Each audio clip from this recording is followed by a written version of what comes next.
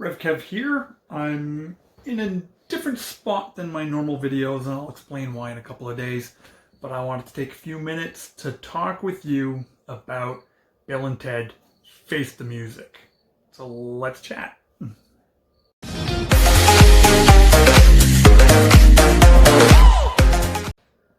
I just want to thank you personally so much for stopping by my channel and watching this video. It means the world to me.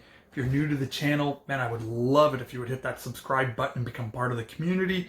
Hit the like button, hit the dislike button, and just comment and be a part of the conversation. I really love the interaction with everybody here on the channel, so thank you so much for being a part of it. My family and I watched Bill and Ted Face the Music on Friday night. We did it by video on demand. Could have gone to the movie theater, but we figured, hey, for 20 bucks Canadian, that's a better deal for our family. So we did video on demand for the very first time during this virus pandemic. So it was kind of cool to experiment with that for the very first time, to see how much we liked watching a new movie as a family through video on demand that way. Now, I will be mentioning a couple of spoilers about the movie. Nothing major plot,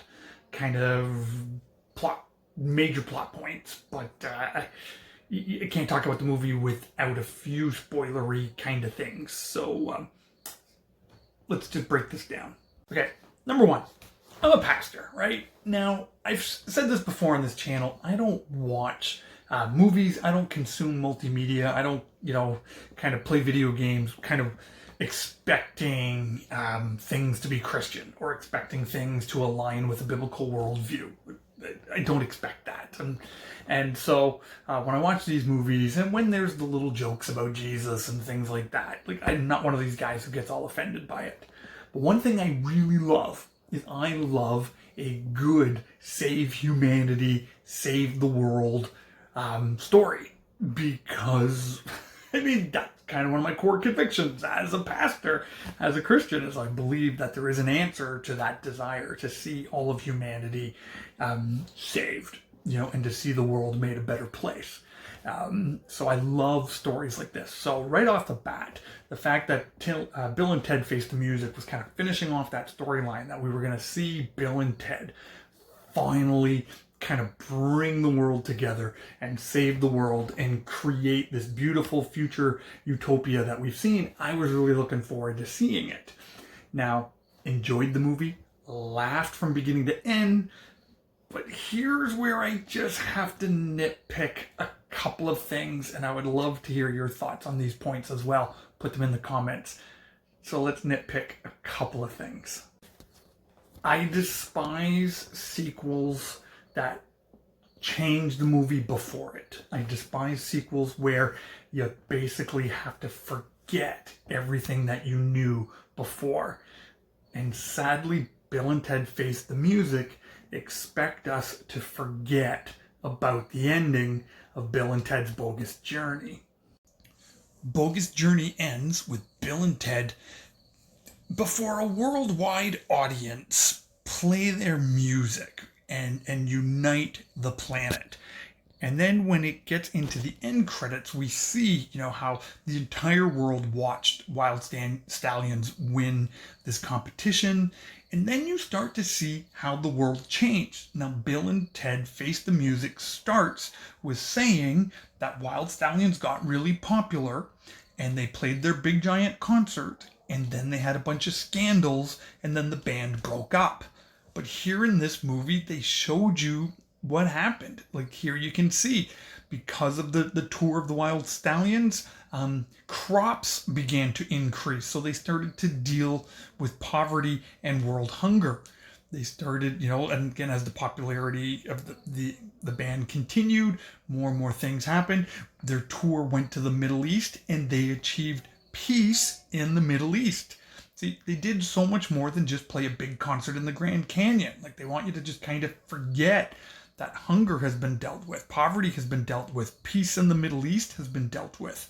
The economy, when the band was rumored to be breaking up, well, this was like a devastating blow to the world economy. But when they found out that the split was a hoax, man, the economy was never better and never stronger. And so finances were good, food was good, peace was good. And then it ends with the band Wild Stallions going interstellar and playing their first concert on Mars, uniting the planets. So they did so much more than just play in the Grand Canyon. And they expect you to just kind of forget this. And the story depends on this, depends on the band breaking up and becoming losers again. Now, one last little thing to nitpick, the other thing that they kind of want you to forget is they introduced the babies in Bill and Ted's Bogus Journey, and it was little Bill and little Ted, baby boys. So, again, just another thing that was changed, but that's just me nitpicking. So I don't like it when movies start off right away getting you to forget what was done before or changing what was done before, because it just, for me, wrecks the movie beforehand. It just bugs me, because basically the story of Bill and Ted was done in Bogus Journey. So that's the first thing. The thing I want to talk about is the cast. Keanu Reeves and Alex Winter, I thought, did a great job of portraying adult, grown-up Bill and Ted.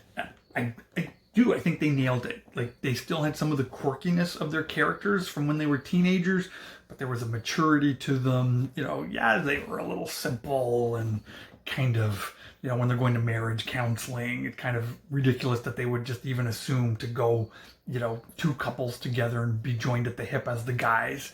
But that was funny. It was just kind of cute. And again, as a pastor, as a guy who does marriage counseling, I thought that was hilarious.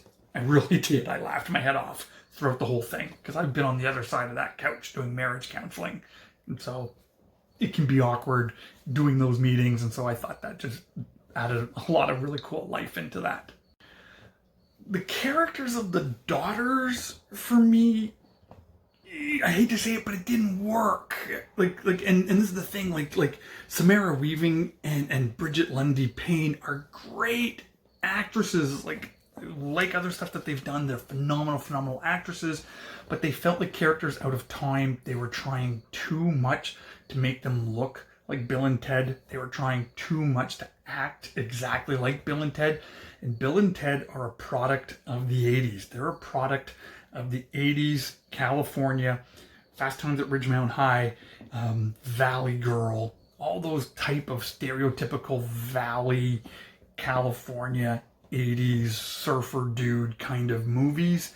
They were products of that. So even watching this with my 17-year-old, daughter who goes to high school, she kind of looked at these characters and she was like, there's no one like that at my school. No one behaves that way. No one talks that way anymore. So it just felt forced, and it felt really out of place, which is too bad, because again, I really like those actresses, and I was kind of really hoping that they were going to do some cool stuff with them to maybe potentially spin off into something, but they were just too much like Bill and Ted for me. I actually loved the fact that this movie had multiple kind of plots happening at the same time. You had Bill and Ted's wife kind of going off on a little, time travel, adventure to see if they could find a timeline where they were in love with their husbands again. You had Bill and Ted having to escape from a killer robot. And you had the daughters who were trying to put a band together. So you had multiple storylines all coming together. And so I actually thought that was well done. It could have been a bit of an editing mess, but I thought that was really well done.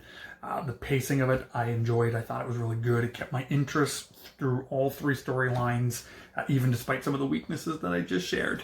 And again, I laughed throughout the whole movie. So if I spend an hour and 35 minutes laughing, hanging out with my family, and having some popcorn and some junk food, and that's $20 well spent in an hour and a half. Well spent. That's just some of my thoughts about Bill and Ted Face the Music. Again, I'm giving it a big thumbs up. I enjoyed it, and when it comes out again to rent or on streaming services, I am looking forward to watching this movie again and adding it to my Bill and Ted movie collection.